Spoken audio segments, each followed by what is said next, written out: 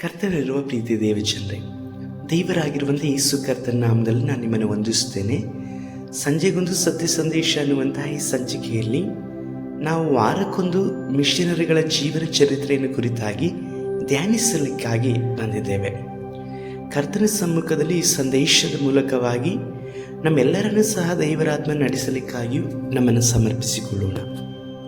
ಭೂಮಿ ಆಕಾಶಗಳನ್ನು ಉಂಟು ಮಾಡಿದಂತಹ ದೇವರೇ, ಹೋಗಿರಿ ಎಲ್ಲ ದೇಶಗಳಲ್ಲಿರುವಂತಹ ಜನರಿಗೆ ಸುವಾರ್ತೆಯನ್ನು ಸಾರಿರಿ ಎಂಬುದಾದಂತಹ ಮಹಾ ಆಜ್ಞೆಯನ್ನು ನಿಮ್ಮ ಮೇಲೆ ವಿಶ್ವಾಸವಿಟ್ಟಂಥ ಎಲ್ಲ ದೈವ ಮಕ್ಕಳಿಗೂ ನೀವು ಕೊಟ್ಟಿರುವುದಕ್ಕಾಗಿ ಸ್ತೋತ್ರ. ಆ ಆಜ್ಞೆಗಳನ್ನು ನೆರವೇರಿಸಲ್ಪಟ್ಟಂತಹ ಅನೇಕ ದೈವ ಸೇವಕರ ಹಾಗೆ ನಾವು ಸಹ ನಿಮ್ಮ ಆಜ್ಞೆಗಳನ್ನು ನೆರವೇರಿಸಲಿಕ್ಕಾಗಿ ಸಹಾಯ ಮಾಡಿರಿ. ನಿಮ್ಮ ಪವಿತ್ರವಾದ ಕಾರ್ಯಗಳಿಗೆ ನಮ್ಮನ್ನು ಸಮರ್ಪಿಸಿಕೊಳ್ಳುತ್ತೇವೆ, ನಡೆಸಿರಿ. ನಮ್ಮ ರಕ್ಷಕನಾದ ಯೇಸು ಕರ್ತನ ನಾಮದಲ್ಲಿ ತಂದೆಯೇ, ಆಮೇನ್. ಕರ್ತನಲ್ಲಿರುವ ಪ್ರೀತಿ ದೇವಜನರೇ, ಸ್ಮಿತ್ ವೀಗಲ್ಸ್ವರ್ತ್ ಇಂಗ್ಲೆಂಡ್ ಮಾತ್ರವಲ್ಲದೆ ಅನೇಕ ದೇಶಗಳಲ್ಲಿ ಕರ್ತನಿಗೋಸ್ಕರವಾಗಿ ತನ್ನ ಜೀವಿತವನ್ನು ಸಮರ್ಪಿಸಿಕೊಂಡಂತಹ ದೈವ ಮನುಷ್ಯನಾಗಿದ್ದರು. ಬಾಲ್ಯದಲ್ಲೇ ಕಡು ಬಡತನ, ಒಂದು ತುತ್ತಿನ ಆಹಾರಕ್ಕೋಸ್ಕರವಾಗಿಯೂ ಸಹ ಕೆಲಸ ಮಾಡಿದರೆ ಮಾತ್ರವೇ ಆ ದಿನದ ಆಹಾರ, ಇಲ್ಲವಾದರೆ ಹಸಿದುಕೊಂಡು ಮಲಗಿಕೊಳ್ಳುವಂತಹ ಸ್ಥಿತಿಯಲ್ಲಿ ಇದ್ದಂಥವರು. ಅಂತಹ ಬಡತನದ ಕುಟುಂಬದಲ್ಲಿ ಜನಿಸಲ್ಪಟ್ಟಂತಹ ಸ್ಮಿತ್ ರವರು ಬಾಲ್ಯದಲ್ಲಿಯೇ ಸುಮಾರು 6ನೇ ವರ್ಷಕ್ಕೆ ತನ್ನ ತಂದೆ ಜೊತೆಯಲ್ಲಿ ಕೂಲಿಯನ್ನು ಮಾಡಲಿಕ್ಕಾಗಿ ತೆರಳಲ್ಪಡುತ್ತಾರೆ. 7ನೇ ವರ್ಷಕ್ಕಾಗಲೇ ಅವರು ಫ್ಯಾಕ್ಟರಿಯ ಕೆಲಸದಲ್ಲಿ ತಂದೆ ಜೊತೆಯಲ್ಲಿ ಕೆಲಸವನ್ನು ಮಾಡಲಿಕ್ಕಾಗಿ ಹೋಗಲ್ಪಡ್ತಾರೆ.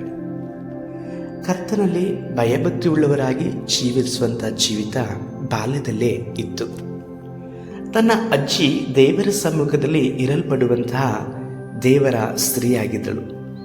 ದೇವರ ವಿಷಯವಾದಂಥ ಸಂಗತಿಗಳು, ಸಾಕ್ಷಿಗಳನ್ನು ಯಾವಾಗಲೂ ಸಹ ಸ್ಮಿತ್ರವರಿಗೆ ಹೇಳಿಕೊಡುತ್ತಾ ಇದ್ರು. ಸ್ಮಿತ್ರವರು ಸಹ ದೇವರ ವಿಷಯವಾದಂಥ ಸಂಗತಿಗಳನ್ನು ಕೇಳುವುದರಲ್ಲಿ ಆಸಕ್ತರಾಗಿ ಇದ್ದಂಥವರಾಗಿದ್ದರು. 8ನೇ ವರ್ಷಕ್ಕೆ ತನ್ನ ಅಜ್ಜಿಯ ಜೊತೆಯಲ್ಲಿ ಒಂದು ಸುವಾರ್ತೆ ಕೂಟ ನಡೆಯುವಂಥ ಸ್ಥಳಕ್ಕೆ ತನ್ನ ಅಜ್ಜಿಯು ಕರೆದುಕೊಂಡು ಹೋಗಲ್ಪಡುತ್ತಾರೆ. ಆ ಸುವಾರ್ತೆ ಕೂಟದಲ್ಲಿ ಬಹಳ ಆಸಕ್ತಿದಾಯಕವಾಗಿ ತೊಡಗಿಸಿಕೊಂಡಂಥ ಸ್ಮಿತ್ರವರನ್ನು ಕರ್ತನು ಮುಟ್ಟಲ್ಪಡ್ತಾರೆ, ಅಭಿಷೇಕಿಸಲ್ಪಡ್ತಾರೆ. 8ನೇ ವರ್ಷಕ್ಕೆ ಕರ್ತನ ಅಭಿಷೇಕವನ್ನು ಹೊಂದಿಕೊಂಡಂಥವರಾಗಿದ್ದರು. ಅವರು ಸುವಾರ್ತೆಯನ್ನು ಸಾರಲಿಕ್ಕೂ ಸಹ ಪ್ರಾರಂಭಿಸುತ್ತಾರೆ. ತಾವು ಸುವಾರ್ತೆ ಸಾರಲ್ಪಟ್ಟು ಮೊದಲನೆಯದಾಗಿ ಕರ್ತನಿಗೋಸ್ಕರವಾಗಿ ಆತ್ಮ ಆದಾಯ ಮಾಡಿದಂಥದ್ದು ಸಹ ತನ್ನ ತಾಯಿಯನ್ನೇ. ಹೌದು, ಸ್ಮಿತ್ರವರು ಹೇಳುವಂಥ ಸುವಾರ್ತೆಯನ್ನು ಕೇಳಿದಂತಹ ಸ್ಮಿತ್ರವರ ತಾಯಿ ಅದನ್ನು ಕೇಳಿ ಯೇಸು ಕರ್ತನ ಮೇಲೆ ವಿಶ್ವಾಸವಿಟ್ಟು ರಕ್ಷಣೆಯನ್ನು ಹೊಂದಿಕೊಳ್ಳಲ್ಪಡ್ತಾರೆ. ಹೀಗೆ ಮನೆಯಿಂದಲೇ ಸುವಾರ್ತೆಯನ್ನು ಪ್ರಾರಂಭಿಸಲ್ಪಟ್ಟು ಮೊದಲು ತನ್ನ ಮನೆಯವರನ್ನು ಕರ್ತನ ಸಮ್ಮುಖದಲ್ಲಿ ನಡೆಸಲ್ಪಟ್ಟಂತಹ ದೈವ ಮನುಷ್ಯ ಸ್ಮಿತ್ರವರಾಗಿದ್ದರು.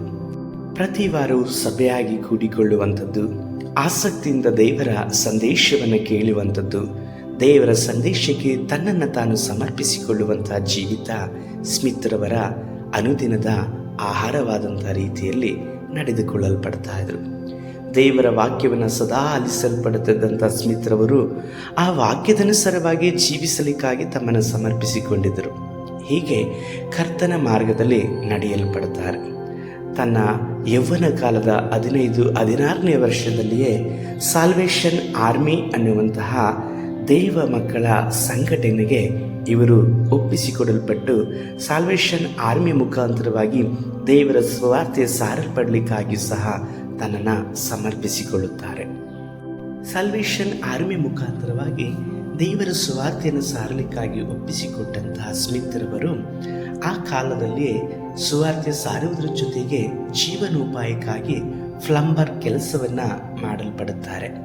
ಈ ಕೆಲಸದ ಮುಖಾಂತರವಾಗಿ ದೇವರಿಗೆ ಆತ್ಮಗಳನ್ನು ಆದಾಯ ಮಾಡಲಿಕ್ಕಾಗಿಯೂ ಸಹ ಸ್ವಲ್ಪ ಹಣವನ್ನು ಕೂಡಿಸಿಟ್ಟುಕೊಳ್ಳುತ್ತಾ ಇನ್ನು ಮಿಕ್ಕಾದಂಥ ಹಣವನ್ನು ತನ್ನ ಕುಟುಂಬದ ನಿರ್ವಹಣೆಗಾಗಿ ಅವರು ಕೊಡುವವರಾಗಿರುತ್ತಾರೆ. ಸುವಾರ್ತೆ ಸಾರುತ್ತಾ ಇರುವಂತಹ ಸಮಯಗಳಲ್ಲಿ ಪಾಲಿ ಅನ್ನುವಂತಹ ಒಬ್ಬ ದೇವರಲ್ಲಿ ಭಯಭಕ್ತಿ ಉಳ್ಳಂತಹ ಯೌವನಸ್ಥರ ಸ್ತ್ರೀಯ ಪರಿಚಯ ಇವರಿಗಾಗಲ್ಪಡ್ತಾರೆ. ಅವರ ಮುಖಾಂತರವಾಗಿ ಇನ್ನೂ ಸಹ ದೇವರ ವಿಷಯದಲ್ಲಿ ಅಗಾಧವಾಗಿ ಬೆಳೆಯಲ್ಪಟ್ಟಂಥ ಇವರು ನಂತರದಲ್ಲಿ ಪಾಲಿಯವರನ್ನೇ ಸಹ ತಮ್ಮ ಜೀವನದ ಸಂಗಾತಿಯಾಗಿ ಸ್ವೀಕರಿಸುತ್ತಾರೆ. ಪಾಲಿಯವರು ಉತ್ತಮವಾದಂತಹ ಸ್ತ್ರೀಯಾಗಿದ್ದರು. ಮಾತ್ರವಲ್ಲದೆ ದೇವರ ಸಂದೇಶವನ್ನ ಉತ್ತಮವಾದಂಥ ರೀತಿಯಲ್ಲೂ ಪವಿತ್ರಾತ್ಮ ಭರಿತರಾಗಿಯೂ ಸಹ ಹಂಚಿಕೊಳ್ಳುತ್ತಾ ಇದ್ದರು. ಆದರೆ ಸ್ಮಿತ್ರವರನ್ನು ನೋಡುವುದಾದರೆ ಮಾತನಾಡಲಿಕ್ಕೂ ಸಹ ತಡವಡಿಸಲ್ಪಡ್ತಾ ಇದ್ರು.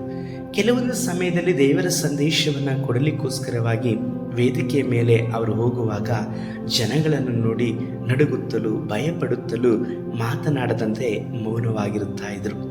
ಅಂತಹ ಪರಿಸ್ಥಿತಿಯಲ್ಲೂ ಸಹ ಇವರು ಎದೆಗುಂದಲಿಲ್ಲ. ತನ್ನ ಪತ್ನಿಯು ಇವರಿಗೋಸ್ಕರವಾಗಿ ಯಾವಾಗಲೂ ಸಹ ಪ್ರಾರ್ಥಿಸುವರಾಗಿದ್ದರು.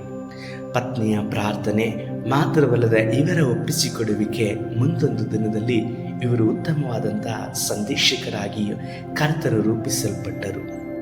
ತನ್ನ ಭಯ ಮಾತ್ರವಲ್ಲದೆ ನಿರರ್ಗಳವಾಗಿ ಮಾತನಾಡುವಂತಹ ಒಂದು ಶಕ್ತಿ ಇಲ್ಲದೇ ಇರುವಂಥದ್ದನ್ನು ಮನಗಂಡಂಥ ಸ್ಮಿತ್ರವರು ಎದೆಗುಂದಲಿಲ್ಲ.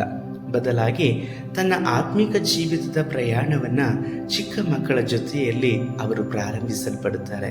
ಚಿಕ್ಕ ಮಕ್ಕಳ ಜೊತೆಯಲ್ಲಿ ಕೂಡುವಂಥದ್ದು, ಚಿಕ್ಕ ಮಕ್ಕಳಿಗೆ ದೇವರ ವಾಕ್ಯಗಳನ್ನು ಕಥೆಯ ರೂಪದಲ್ಲಿ ಪ್ರಸಂಗ ಮಾಡುವಂಥದ್ದು, ಅದು ಮಾತ್ರವಲ್ಲದೆ ಚಿಕ್ಕ ಮಕ್ಕಳನ್ನು ತಾನು ಪರಿಚಯಿಸಲ್ಪಟ್ಟಂತಹ ಕುದುರೆಗಳ ಮೇಲೆ ಹತ್ತಿಸಿಕೊಂಡು ಪ್ರತಿ ವಾರವೂ ಸಹ ಸಭೆ ಕರೆದುಕೊಂಡು ಬರುತ್ತಾ ಇದ್ರು.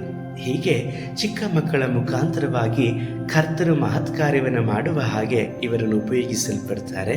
ಬಾಲ್ಯದಲ್ಲೇ ಇದ್ದಂಥ ಅನೇಕ ಮಕ್ಕಳುಗಳು ಕರ್ತನ ಕಡೆಗೆ ತಿರುಗಿಕೊಳ್ಳುವ ಹಾಗೆ ಇವರನ್ನು ದೇವರಾಗಿರುವಂಥ ಕರ್ತನು ಒಂದು ಆಯುಧವಾಗಿ ಉಪಯೋಗಿಸಲ್ಪಡುತ್ತಾರೆ. ಮೊದಲೇ ಹೇಳಿದ ಹಾಗೆ ಬಾಲ್ಯದಲ್ಲಿ ಕಡು ಬಡತನ ಮಾತ್ರವಲ್ಲದೆ ಒಂದು ಹೊತ್ತಿನ ಆಹಾರಕ್ಕಾಗಿಯೂ ತವಕ ಪಡುತ್ತಿದ್ದಂತಹ ಸ್ಮಿತ್ರವರ ಕುಟುಂಬ ಇವರಿಗೆ ವಿದ್ಯಾಭ್ಯಾಸವನ್ನು ಕೊಡಲಿಕ್ಕೆ ಆಗದೇ ಹೋಯಿತು. ವಿದ್ಯಾಭ್ಯಾಸ ವಂಚಿತರಾದಂತಹ ಸ್ಮಿತ್ರವರು ಅವರು ಓದಲಿಕ್ಕೂ ಬರೆಯಲಿಕ್ಕೂ ಮಾತ್ರವಲ್ಲದೆ ಸ್ಪಷ್ಟವಾಗಿ ಮಾತನಾಡೋದಕ್ಕೂ ಸಹ ಆಗುತ್ತಾ ಇಲ್ಲದೇ ಇರುವಂತಹ ಸಂದರ್ಭದಲ್ಲಿ ಅವರ ಪ್ರೀತಿಯ ಪತ್ನಿ ಪಾಲಿರವರು ಸ್ಮಿತ್ ವೀಕಲ್ಸ್ರವರಿಗೆ ಓದಲು ಬರೆಯಲು ಮಾತ್ರವಲ್ಲದೆ ನಿರರ್ಗಳವಾಗಿ ಮಾತನಾಡಲು ಸಹ ಕಲಿಸಿಕೊಟ್ಟರು. ಕರ್ತನು ಮಹಾಕೃಪೆಯಿಂದ ಕೂಡಿಸಲ್ಪಟ್ಟಂತಹ ಈ ದಾಂಪತ್ಯ ಜೀವಿತದಿಂದ ಅನೇಕ ಆತ್ಮಗಳನ್ನು ಆದಾಯ ಮಾಡುವ ಹಾಗೆಯೂ ಸಹ ಇವರನ್ನು ದೇವರಾಗಿರುವಂಥ ಕರ್ತನು ಉಪಯೋಗಿಸಿದರು. ತನ್ನ ಪತ್ನಿಯ ಮುಖಾಂತರವಾಗಿ ಓದು ಬರಹವನ್ನು ಕಲಿತಂತಹ ಸ್ಮಿತ್ರವರು ಪ್ರತಿನಿತ್ಯವೂ ಸಹ ದೇವರ ಸಂದೇಶಕ್ಕಾಗಿ ಮಾತ್ರವಲ್ಲದೆ ದೇವರ ಸತ್ಯವೇದವನ್ನು ಓದುವುದರಲ್ಲಿ ಆಸಕ್ತರಾಗಿದ್ದರು.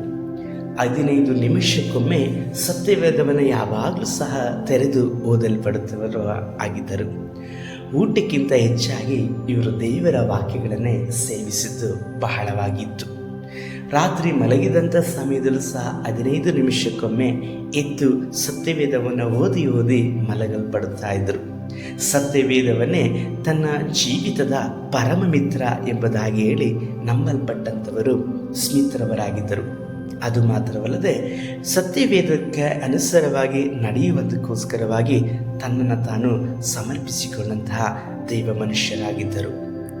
ಸುಮಾರು 10 ದಿನಗಳ ಕಾಲ ತನಕವಾಗಿ ಅವರು ಪವಿತ್ರಾತ್ಮನಿಂದ ಪ್ರೇರಿತರಾಗಿ ಉಪವಾಸಕ್ಕೆ ಸಮರ್ಪಿಸಿಕೊಂಡರು. ಆ ಉಪವಾಸದ ಪ್ರಾರ್ಥನೆಯಲ್ಲಿ ಕರ್ತನಾತ್ಮನು ಅವರನ್ನ ಬಹಳವಾಗಿ ಅಭಿಷೇಕಿಸಲ್ಪಟ್ಟರು. ಅದು ಮಾತ್ರವಲ್ಲದೆ ಸ್ವಸ್ಥಪಡಿಸುವಂತಹ ಅದ್ಭುತ ಸೂಚಕ ಕಾರ್ಯಗಳನ್ನು ಮಾಡುವಂತಹ ವರಗಳಿಂದ ತುಂಬಿಸಿದರು. ಆ 10 ದಿನದ ಉಪವಾಸ ಸ್ಮಿತ್ರವರ ಜೀವಿತದಲ್ಲೇ ಬಹಳ ಬದಲಾವಣೆಯನ್ನು ತಂದಿತ್ತು. ಅಂದಿನಿಂದ ಕರ್ತನು ಅವರನ್ನು ಬಹಳವಾಗಿ ಸೇವೆಯಲ್ಲಿ ಅದ್ಭುತ ಸೂಚಕ ಮಹತ್ಕಾರ್ಯಗಳ ಮುಖಾಂತರವಾಗಿಯೂ ಉಪಯೋಗಿಸುವಂಥದ್ದನ್ನು ಸ್ಮಿತ್ರಿವರು ಕಾಣಲ್ಪಡುತ್ತಾರೆ. ಸ್ಮಿತ್ರವರೇ ಹೇಳುವ ಹಾಗೆ ಅವರ ಜೀವನದಲ್ಲಿ ಮರೆಯಲಾಗದೇ ಇರುವಂತಹ ದಿನ 1907ನೇ ಇಸ್ವಿ.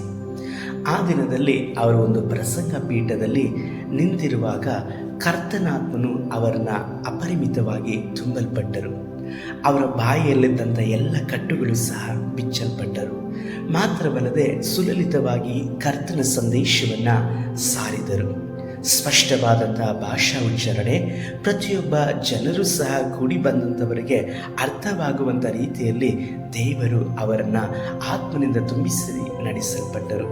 ಅದು ಮಾತ್ರವಲ್ಲದೆ ಅವರು ಆ ಕೂಟದಲ್ಲಿ ಕೈ ನೀಡಿ ಪ್ರಾರ್ಥಿಸಲ್ಪಡುವಾಗ ಪ್ರತಿಯೊಬ್ಬರ ರೋಗಗಳು ಗುಣವಾಗುತ್ತಾ ಇದ್ದವು. ಜನಗಳು ಸಂತೋಷವಾಗಿ ಹಿಂದಿರುಗಲ್ಪಟ್ಟರು.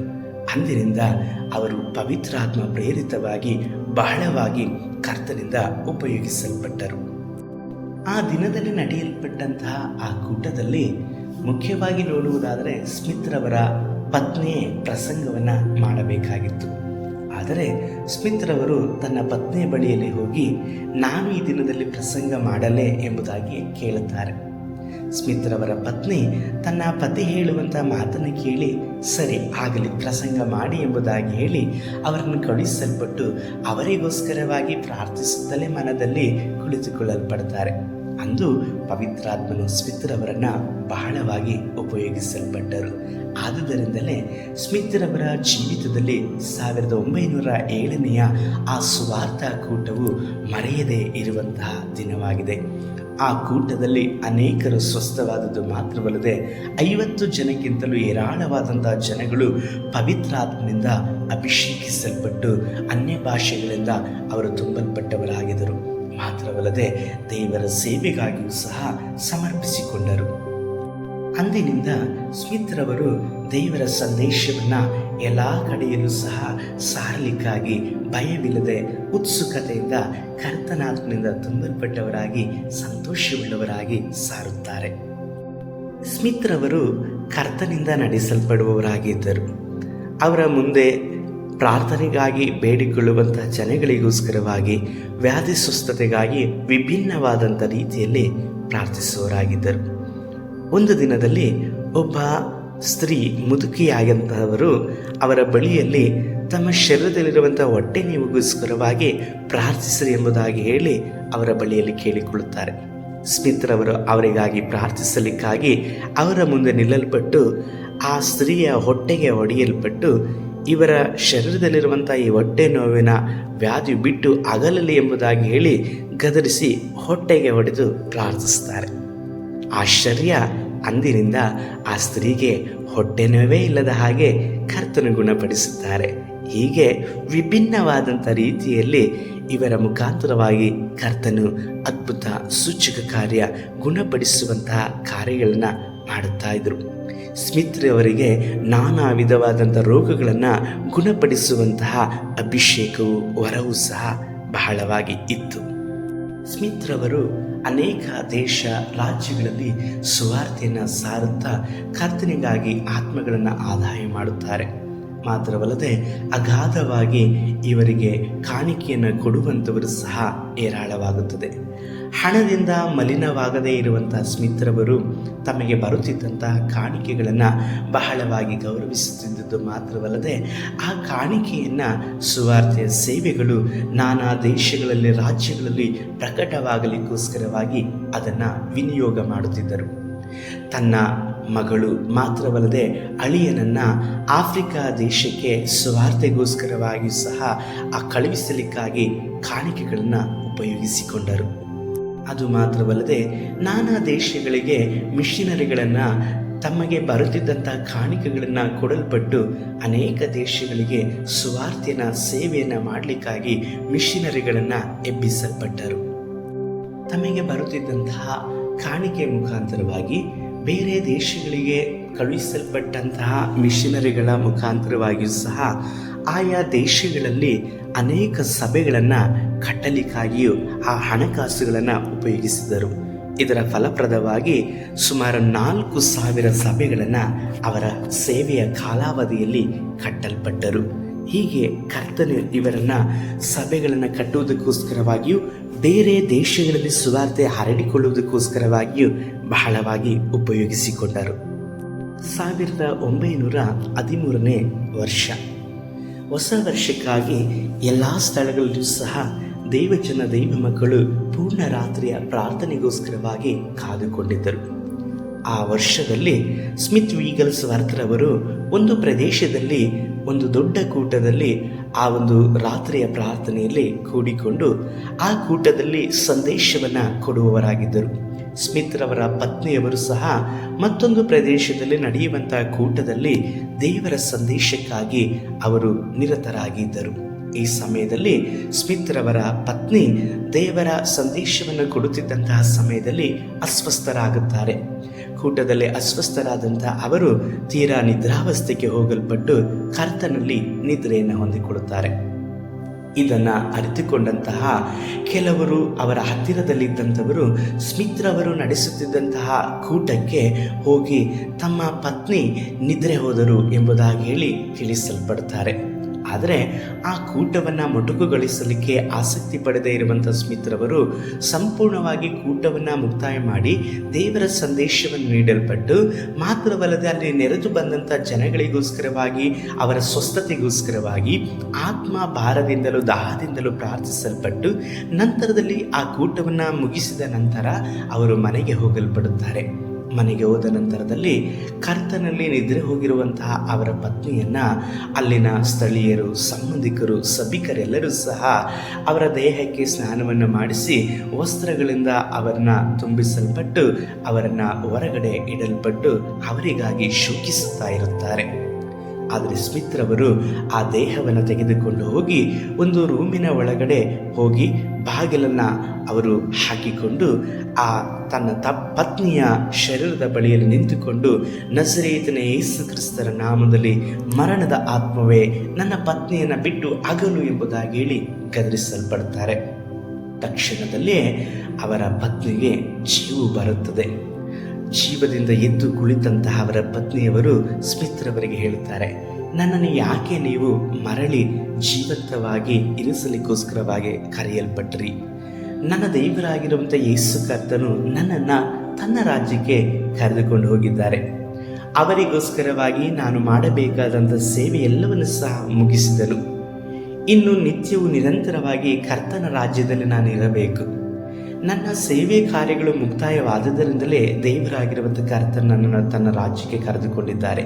ಹಾಗಾಗಿ ನಾನು ಕರ್ತನ ಜೊತೆಯಲ್ಲಿ ಇರುವಂಥದ್ದೇ ಉತ್ತಮವಾದದ್ದು. ನಾನು ಅವರ ಜೊತೆಯಲ್ಲಿ ವಿಶ್ರಮದಿಂದ ಇರಲಿಕ್ಕೋಸ್ಕರವಾಗಿ ಬಯಸ್ತೇನೆ.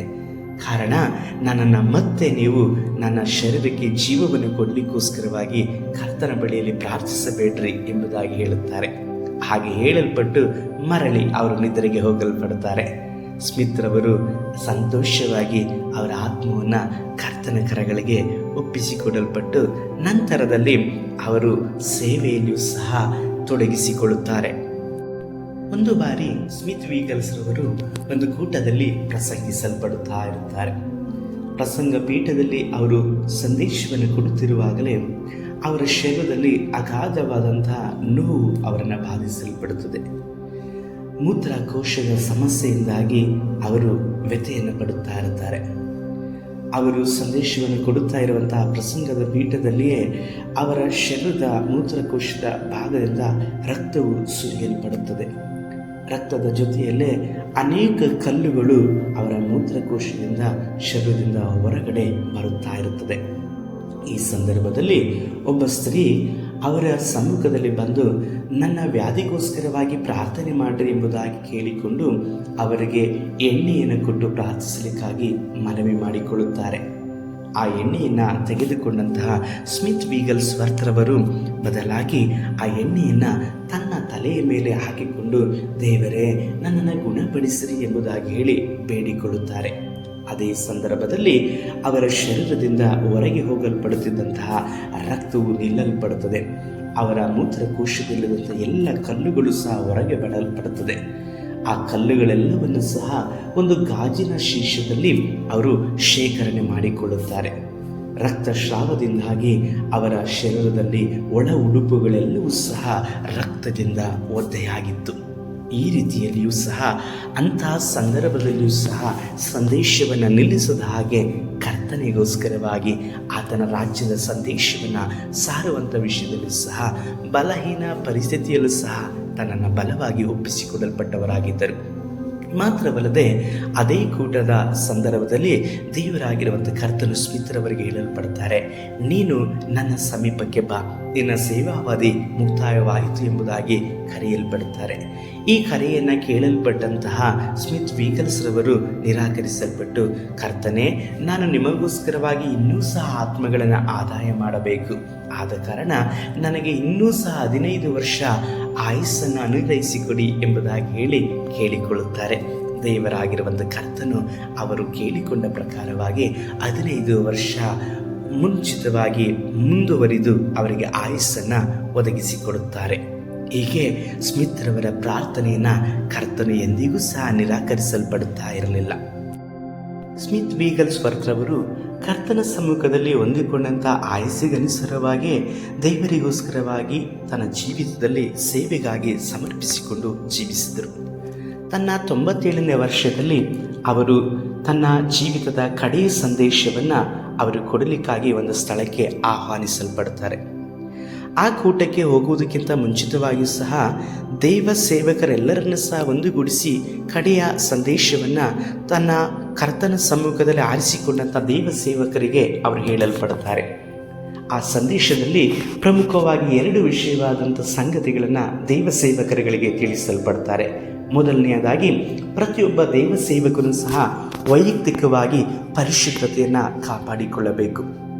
ಎರಡನೆಯದಾಗಿ, ಪ್ರತಿನಿತ್ಯವೂ ಸಹ ದೈವ ಸೇವಕನು ಅಭಿಷೇಕದಿಂದ ತುಂಬಲ್ಪಟ್ಟು ಸೇವೆಯನ್ನು ಮಾಡಬೇಕೆಂಬುದಾಗಿ ಹೇಳಿ, ಈ 2 ವಿಷಯಗಳನ್ನು ಕುರಿತಾಗಿ ಅವರು ಎಲ್ಲ ದೈವ ಸೇವಕರನ್ನು ಐಕ್ಯಗೊಳಿಸಲ್ಪಟ್ಟು ಆ ಕಡೆಯ ಸಂದೇಶವನ್ನು ಸೇವಕರ ಜೊತೆಯಲ್ಲಿ ಅವರು ಹಂಚಿಕೊಳ್ಳಲ್ಪಡ್ತಾರೆ. ನಂತರದಲ್ಲಿ ತಮ್ಮ ಒಂದು ಸೇವಾ ಪ್ರಾಂತ್ಯದ ಸಮೀಪದಲ್ಲಿಯೇ ಒಂದು ಚಿಕ್ಕದಾದಂಥ ಪ್ರಾಂತ್ಯದಲ್ಲಿ ರಿಚರ್ಡ್ಸನ್ ಅನ್ನುವಂತಹ ದೈವ ಸೇವಕರು ಅವರು ಮರಣಿಸಲ್ಪಟ್ಟಿರುತ್ತಾರೆ. ಮರಣಿಸಲ್ಪಟ್ಟಂತಹ ಆ ಅಂತ್ಯ ಸಂಸ್ಕಾರದ ಆರಾಧನೆಗೋಸ್ಕರವಾಗಿ ಕರೆಯಲ್ಪಟ್ಟಂತಹ ಸ್ಮಿತ್ ವೀಗಲ್ಸ್ವರ್ತ್ರವರು ಆ ಅಂತ್ಯ ಸಂಸ್ಕಾರದ ಆರಾಧನೆಯಲ್ಲಿ ದೇವರ ಸಂದೇಶಕ್ಕೋಸ್ಕರವಾಗಿ ಆಹ್ವಾನಿಸಲ್ಪಡ್ತಾರೆ. ದೇವರ ಸಂದೇಶಕ್ಕೋಸ್ಕರವಾಗಿ ಆಹ್ವಾನಿಸಲ್ಪಟ್ಟಂತಹ ಸ್ಮಿತ್ ವೀಗಲ್ಸ್ರವರು ಅವರು ವೇದಿಕೆಯ ಮೇಲೆ ಏರುತ್ತಿರುವಾಗಲೇ ಜಾರಿ ಬೀಳಲ್ಪಟ್ಟಂತಹ ಸಮಯದಲ್ಲಿ ಮೂರ್ಛೆ ಹೋಗಲ್ಪಡ್ತಾರೆ. ಪರೀಕ್ಷಿಸಿ ನೋಡುವಾಗ ಅವರು ಕರ್ತನಲ್ಲಿ ನಿದ್ರೆ ಹೋಗಿರುವಂಥದ್ದನ್ನು ಅಲ್ಲಿನ ಜನಗಳು ಕಾಣಲ್ಪಡುತ್ತಾರೆ. 1859ನೇ ಇಸವಿಯಲ್ಲಿ ಕಡು ಬಡತನದಲ್ಲಿ ಹುಟ್ಟಲ್ಪಟ್ಟಂತಹ ಸ್ಮಿತ್ ವೀಗಲ್ಸ್ರವರು 1947ನೇ ವರ್ಷದಲ್ಲಿ ಕರ್ತನು ತನಗೆ ಕೊಡಲ್ಪಟ್ಟಂತಹ ಸೇವೆಯನ್ನು ಸಂಪೂರ್ಣವಾಗಿ ಮಾಡಿ ಮುಗಿಸಲ್ಪಟ್ಟು 97ನೇ ವರ್ಷಕ್ಕೆ ಕರ್ತನ ಸಮ್ಮುಖದಲ್ಲಿ ಸೇರಲ್ಪಡ್ತಾರೆ. ಸ್ಮಿತ್ ವೀಗಲ್ಸ್ವರ್ತ್ರವರು ಯಾವಾಗಲೂ ಸಹ ಪ್ರಾರ್ಥನೆಗೆ ಮಾತ್ರವಲ್ಲದೆ ದೇವರ ವಾಕ್ಯಕ್ಕೆ ಮೊದಲನೇ ಆದ್ಯತೆಯನ್ನು ಕೊಡುತ್ತಿದ್ದಂತಹ ದೈವ ಸೇವಕರಾಗಿದ್ದರು. ತನ್ನ ಸೇವೆಯ ಕಾಲಾವಧಿಯಲ್ಲಿ ಸುಮಾರು 14 ಜನಗಳು ಸತ್ತು ಹೋದಂಥವ್ರನ್ನ ಎಬ್ಬಿಸಲ್ಪಟ್ಟಂಥ ದೈವ ಸೇವಕರು ಸ್ಮಿತ್ ವೀಗಲ್ಸ್ರವರಾಗಿದ್ದರು. ತನ್ನ ಕೂಟಗಳಲ್ಲಿ ಕರ್ತನ ಅಭಿಷೇಕದಿಂದ ತುಂಬಲ್ಪಟ್ಟು ಅನೇಕ ಜನಗಳನ್ನು ಗುಣಪಡಿಸುತ್ತಲೂ ಆದರಿಸುತ್ತಲೂ ಕರ್ತನ ಸಮ್ಮುಖದಲ್ಲಿ ನಡೆಸಲ್ಪಡುವಂತಹ ದೈವ ಸೇವಕರಾಗಿ ಕರ್ತನು ತಾನೇ ನಂಬಿಗಸ್ತನು ಎಂಬುದಾಗಿ ಎಣಿಸಲ್ಪಟ್ಟು ಕೊಟ್ಟಂತಹ ಸೇವೆಯನ್ನು ನಂಬಿಗಸ್ತಿಕೆಯಿಂದಲೇ ಸಹ ಮಾಡಿ ಮುಗಿಸಲ್ಪಟ್ಟಂತಹ ದೈವ ಮನುಷ್ಯನು ಸ್ಮಿತ್ ವೀಗಲ್ಸ್ವರ್ತ್ರವರಾಗಿದ್ದರು. ಪ್ರಿಯರೇ, ಇಂದು ನಿಮ್ಮ ಜೀವಿತದಲ್ಲೂ ಸಹ ಬಡತನ, ದುಃಖ, ವೇದನೆಗಳು, ಬಲಹೀನತೆಗಳು ಮಾತ್ರವಲ್ಲದೆ ಜ್ಞಾನವಿಲ್ಲದವರಾಗಿ ನೀವೇ ಇರಬಹುದು. ಒಂದು ಕಾಲದಲ್ಲಿ ನೋಡುವುದಾದರೆ ಸ್ಮಿತ್ ವೀಗಲ್ಸ್ವರವರಿಗೆ ಓದಲು ಬರೆಯಲು ಬಾರದೇ ಇದ್ದಂಥವರು, ಮಾತನಾಡಲಿಕ್ಕೂ ಸಹ ತಡವರಿಸುತ್ತಿದ್ದಂತಹ ಇವರು ಕರ್ತನಿಗಾಗಿ ಸಮರ್ಪಿಸಿಕೊಂಡು ಅಭಿಷೇಕದಿಂದ ತುಂಬಲ್ಪಟ್ಟು ಓದು ಬರಹಗಳೆಲ್ಲವನ್ನು ಕಲಿತಲ್ಲದ್ದು ಮಾತ್ರವಲ್ಲದೆ ದೇವರ ಸಂದೇಶವನ್ನು ಸುಲಲಿತವಾಗಿ ಮಾಡಿಕೊಡುವ ಹಾಗೆಯೂ ಅನೇಕ ದೇಶಗಳಿಗೆ ಸ್ವಾರ್ಥ ಸಾರಲಿಕ್ಕಾಗಿಯೂ ಕಳಿಸಲ್ಪಟ್ಟದ್ದು ಮಾತ್ರವಲ್ಲದೆ 4,000ಕ್ಕಿಂತಲೂ ಹೆಚ್ಚಾದಂಥ ಸಭೆಗಳನ್ನು ದೇಶ ವಿದೇಶಗಳಲ್ಲಿ ಕರ್ತನಿಯವರ ಮುಖಾಂತರವಾಗಿ ಕಟ್ಟುವ ಹಾಗೆ ಉಪಯೋಗಿಸಲ್ಪಟ್ಟರು. ಕರ್ತನಿಗೆ ಅಸಾಧ್ಯವಾದದ್ದು ಯಾವುದಿದೆ? ನಿಮ್ಮನ್ನು ನೀವು ಸಹ ಕರ್ತನಿಗೆ ಒಪ್ಪಿಸಿಕೊಡುವುದಾದರೆ, ನೀವು ದೇವರ ವಾಕ್ಯಕ್ಕೆ ಆದ್ಯತೆಯನ್ನು ಕೊಡಲ್ಪಟ್ಟು ಅಭಿಷೇಕದಲ್ಲಿ ನಡೆಯಲಿಕ್ಕೆ ಬಯಸುವುದಾದರೆ, ದೇವರಾಗಿರುವಂಥ ಯೇಸು ಕರ್ತನು ನಿಮ್ಮನ್ನು ಸಹ ತನ್ನ ಆತ್ಮನಿಂದ ತುಂಬಲ್ಪಟ್ಟು ನಡೆಸಲಿಕ್ಕೆ ಶಕ್ತರು. ನಾವು ಪ್ರಾರ್ಥಿಸೋಣ.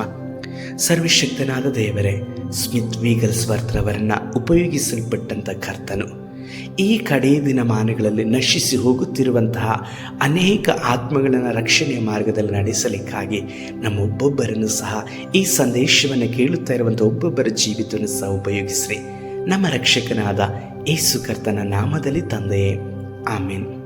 ಕರ್ತನಲ್ಲಿರೋ ಪ್ರೀತಿ ದೇವಜನರೇ, ಈ ಸಂದೇಶ ನಿಮಗೆ ಪ್ರಯೋಜನಕರವಾಗಿ ಇರುವುದಾದರೆ ಇದನ್ನು ಮತ್ತೊಬ್ಬರಿಗೆ ನೀವು ಕಳುಹಿಸುವುದನ್ನು ಮರೆಯಬೇಡ್ರಿ. ಇದರ ಮುಖಾಂತರವಾಗಿ ಕರ್ತನಲ್ಲಿ ಅವರು ಬೆಳೆಯುವುದಕ್ಕೆ ಮಾತ್ರವಲ್ಲದೆ ಇತರರು ಸಹ ಉತ್ತೇಜನವನ್ನು ಹೊಂದಿಕೊಂಡು ಕರ್ತನಿಗಾಗಿ ಅವರ ಆತ್ಮಗಳನ್ನು ಆದಾಯ ಮಾಡಬಹುದು. ನಿಮಗೆ ಯಾವುದೇ ಪ್ರಾರ್ಥನೆ ಮನವಿಗಳಿರುವುದಾದರೂ ಸಹ ನಮಗೆ ಕಳುಹಿಸಲ್ಪಡ್ರಿ. ನಾವು ನಿಮಗೋಸ್ಕರವಾಗಿ ಪ್ರಾರ್ಥಿಸುವುದರಲ್ಲಿ ಸಂತೋಷವುಳ್ಳವರಾಗಿದ್ದೇವೆ. ಮಾತ್ರವಲ್ಲದೆ ನಮ್ಮನ್ನು ಸಹ ನಿಮ್ಮ ಪ್ರಾರ್ಥನೆಯಲ್ಲಿ ನೆನಪು ಮಾಡಿಕೊಳ್ಳ್ರಿ. ದೇವರಾಗಿರುವಂಥ ಯೇಸು ಕರ್ತನು ನಮ್ಮನ್ನು ನಂಬಿ ಕೊಟ್ಟಿರುವಂಥ ಸೇವೆಯನ್ನು ನಾವು ಪ್ರಾಮಾಣಿಕವಾಗಿ ಮಾಡಿ ಮುಗಿಸುವುದಕ್ಕಾಗಿ ಪ್ರಾರ್ಥಿಸಿಕೊಳ್ಳ್ರಿ. ದೇವರ ಚಿತ್ತವಿದ್ದು ಬರೋಣ ತಡವಾಗುವುದಾದರೆ ನಾವು ಮತ್ತೊಂದು ಬುಧವಾರದಲ್ಲಿ ಸಂಜೆಗೊಂದು ಸತ್ಯ ಸಂದೇಶ ಅನ್ನುವಂಥ ಸಂಚಿಕೆಯಲ್ಲಿ ಕೂಡಿ ಬಂದು ಕರ್ತನನ್ನು ಧ್ಯಾನಿಸೋಣ. ಕರ್ತ ನಿಮ್ಮನ್ನು ಆಶೀರ್ವಾದ ಮಾಡಲಿ. ಶುಭ ಸಂಜೆ.